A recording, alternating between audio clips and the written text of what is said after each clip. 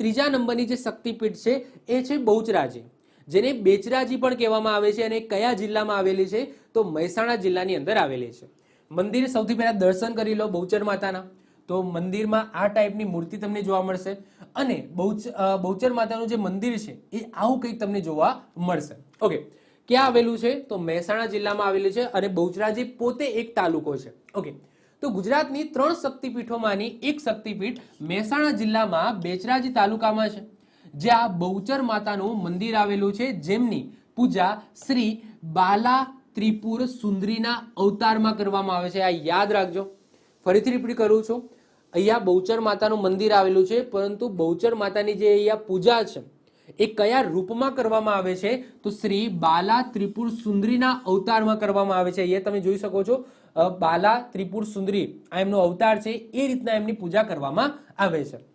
પુરાણ અનુસાર બહુચરાજીની આસપાસના ચુનવલ પ્રદેશમાં દંડસર નામના રાક્ષસનું શાસન હતું, અને ચુનવલ પ્રદેશની રાજધાની દૈત્યરાજપુર, જે આજનું દેત્રુજ કહેવાય છે ને, એ હતું.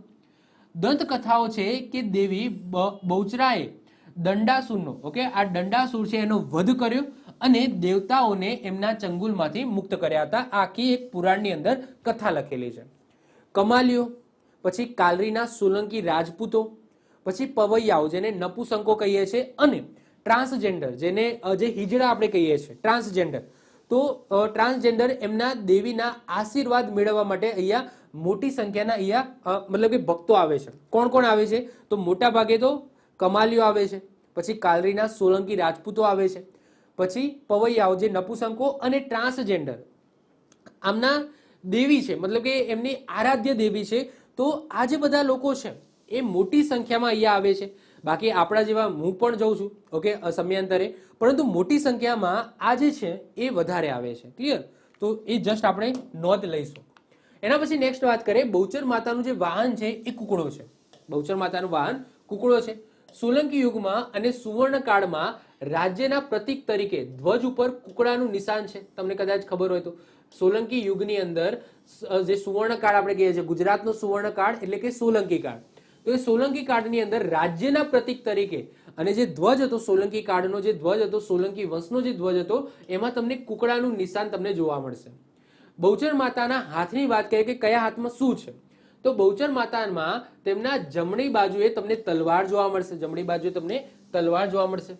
એના પછી ઉપર ડાબી બાજુએ તમને શાસ્ત્રોનું લખાણ જોવા મળશે. શાસ્ત્રોનું લખાણ જોવા મળશે. તેમની નીચે જમણી બાજુએ તમને અભય હસ્ત મુદ્રા જોવા મળશે. આ અભય હસ્ત મુદ્રા તમને જોવા મળશે, અને ડાબી બાજુએ તમને ત્રિશૂળ જોવા મળશે. અહીંયા ડાબી બાજુએ જોઈ શકો છો આ ત્રિશૂળ છે. તો આ રીતના 4 હાથની અંદર 4 અલગ અલગ વસ્તુઓ છે. બહુચર માતા એ મહિલા લોકની આશ્રયદાતા દેવી છે, જે ઘરેલું હિંસા અને પરિવારની સમસ્યાઓનું નિરાકરણ કરે છે. આપણે યાદ રાખજો, બહુચર માતા એ મહિલા લોકની આશ્રયદાતા દેવી છે, જે ઘરેલું હિંસા અને પરિવારની જે સમસ્યાઓ છે એનું નિરાકરણ કરે છે. મંદિર અત્યારે રાજ્ય સરકારના હસ્તક છે, એટલે કે રાજ્ય સરકાર દ્વારા આનું સંચાલન થાય છે, અને હિન્દુ કેલેન્ડરના ચૈત્ર મહિનાની પૂર્ણિમાના દિવસે અહીંયા મોટો મેળો ભરાય છે. ક્લિયર?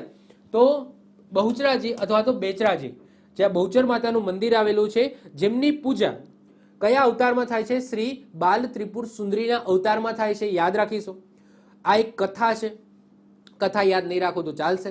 પછી કમાલીઓ, મોટી સંખ્યામાં કયા ભક્તો આવે છે? તો કમાલીઓ, કાલરીના સોલંકી રાજપૂતો, પવૈયાઓ અને ટ્રાન્સજેન્ડર આ દેવીના આશીર્વાદ લેવા માટે મોટી સંખ્યામાં અહીંયા આવે છે.